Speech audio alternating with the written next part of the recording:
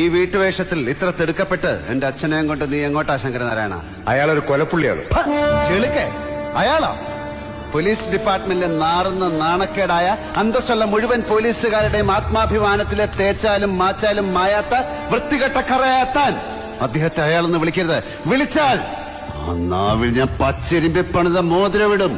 ഒരു കൊലക്കേസ് പ്രതിക്ക് കൊടുക്കേണ്ട മാന്യത എന്താണെന്ന് എനിക്കറിയാം. ഞാൻ ഈ ചെരുപ്പുടങ്ങിട്ട് കാലം കുറെ ആയിടൂ. അതേടോ ചെരപ്പ ഇത്രയും കാലം താൻ ചെയ്തത്.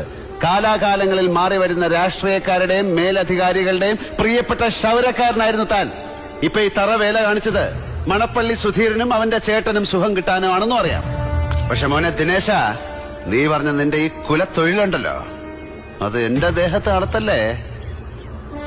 കൊലപാതക കേസുമായി ബന്ധപ്പെട്ട് നിങ്ങൾക്ക് അദ്ദേഹത്തെ ചോദ്യം ചെയ്യാം, കേസ് രജിസ്റ്റർ ചെയ്യാം, കോടതിയിൽ ഹാജരാക്കി തെളിവുകളും സാക്ഷികളും നിരത്തി വെച്ച് വാദിക്കാം.